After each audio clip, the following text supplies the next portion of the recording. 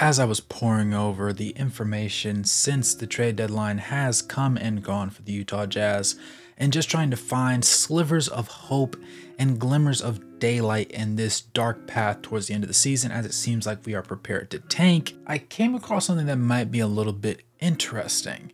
Now, of course, it is something that isn't the most anticipated, but it is something that potentially could serve as an unexpected positive in the facets of 3 specific players' lives by the end of the season. Thanks for tuning in this video. It's your boy Ray Tubes. Go ahead and smash that like button, subscribe, and turn on post notifications if you're a Utah Jazz fan and you want to know more about the content. If you have another NBA team you want me to cover, go ahead and follow my main channel and suggest some videos in the comment sections. With that being said, let's go ahead and get into this one.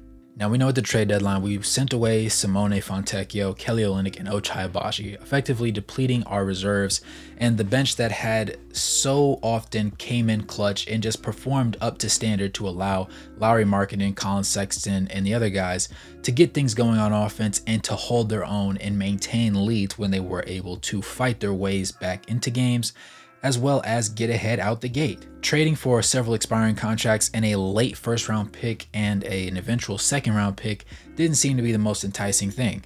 We've said that we understood that this likely means that we're going to be moving down the path towards switching into that rebuilding phase even deeper.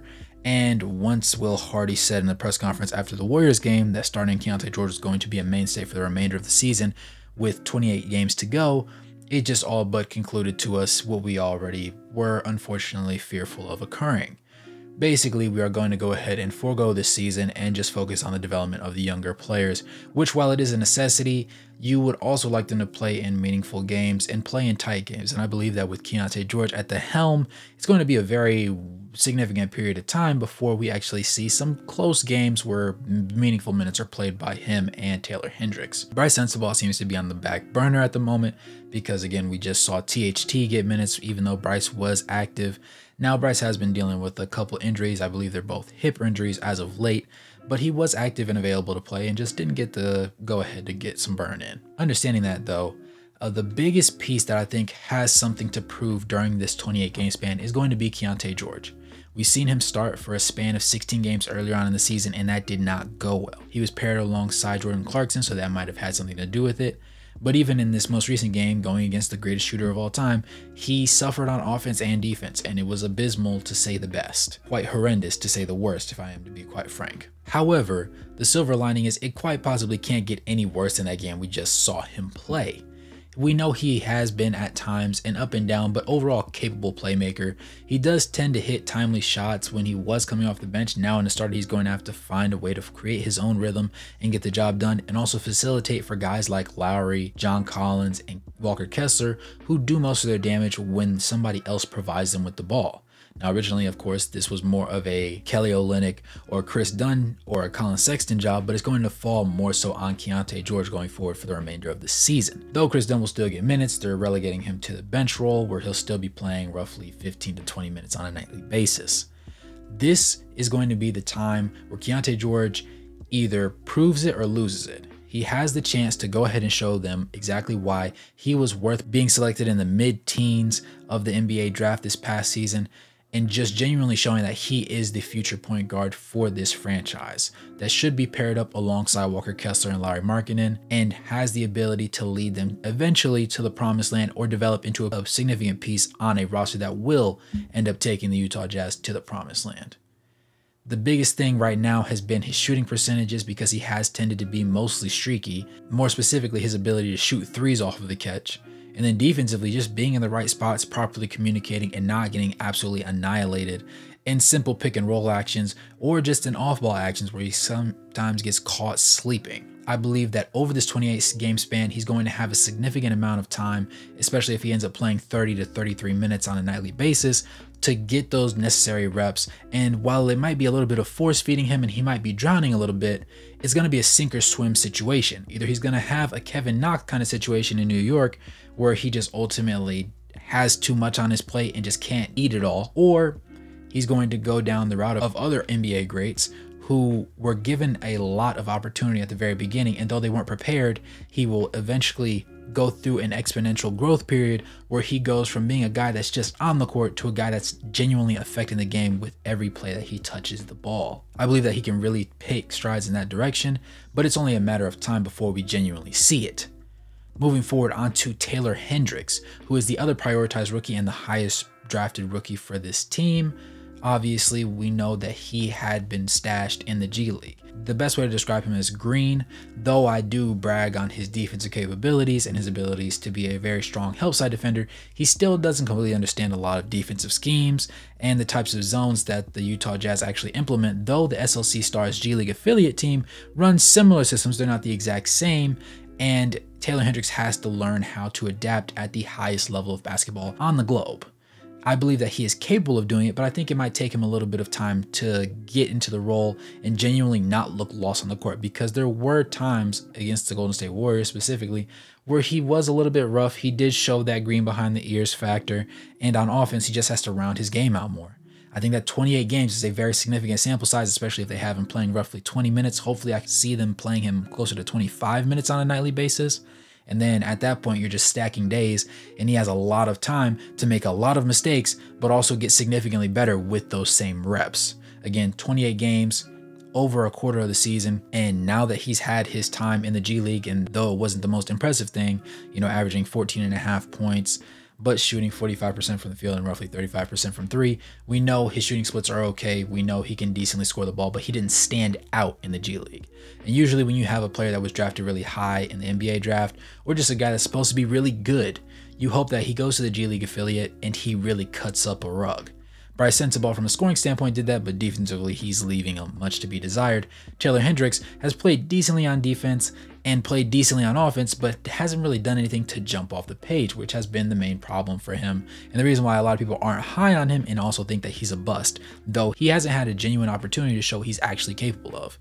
I believe that now is as good a time of any, and with this 28 game stand coming up, it's time for him to really just face off against some of the league's best players. Again, the Utah Jazz do have a top 5 toughest strength of schedule, and I believe that it's going to be a great test of character for him. Obviously, I said Keyonte George before, but Taylor Hendricks, because he's had less reps at the NBA level, whereas Keyonte George was majorly on the roster the entire time and then started for a 16-game stint and then got benched and then just recently got reinstated. But he's been playing in almost every single game bar injury. Taylor Hendricks hasn't had that luxury, so he's going to have to do a lot more learning on the fly. And I think he's capable of it, but it's going to be a gargantuan task that he's going to have to undertake and genuinely show that he wants it. If he does manage to pick up the way that I think he will, his size, length, and just physical talent will help carry him just a little bit to allow him to really get acclimated to what all is going on with the team. I believe that he will ultimately end up being a key cog in the machine, but if by the end of this season,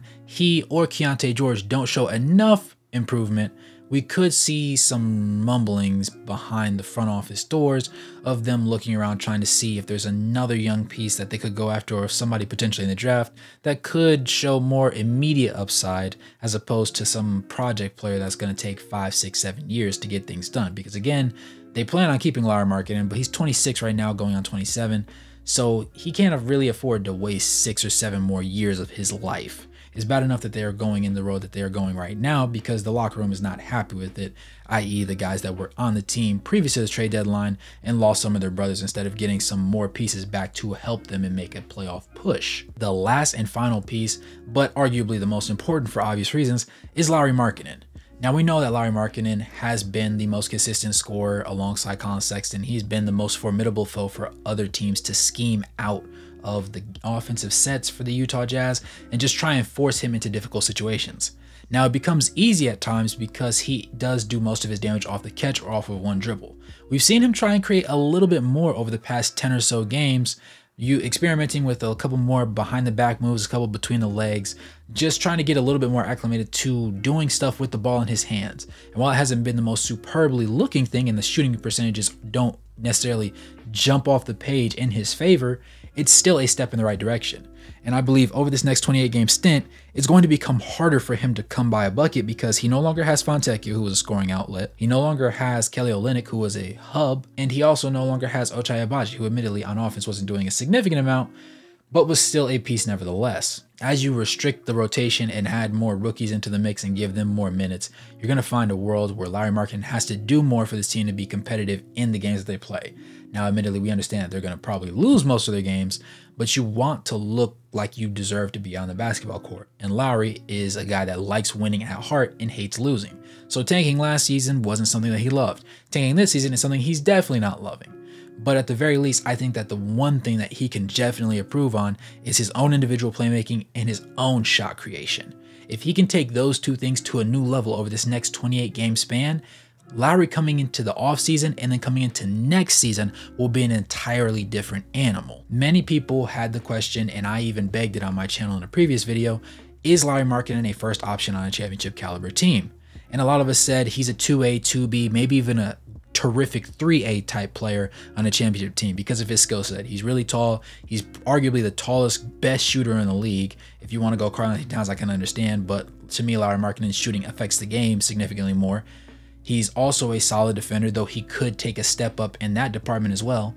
And the thing that really holds him back is the fact that he doesn't shoot off the dribble very well, and he doesn't play make for others very often. If he can get up his assists to like 3.5, maybe even 4 by the end of the season and consistently be getting anywhere from 3 to 6 assists, that's going to be a huge upgrade to what we've seen out of him. And if he can put the ball on the deck and get to his buckets a lot more often, like we've been seeing him try a little bit, if he can try a little bit more and also get really good at it by the end of the season, this might actually be a sneaky smart decision by Danny Ainge, because he's ultimately forcing growth out of these guys through the situation of stress. As the saying goes, weak men make hard times, and hard times force the creation of strong men. And with strong men, likely these three, if things pan out well, they will create a world of peace in the Utah Jazz nation.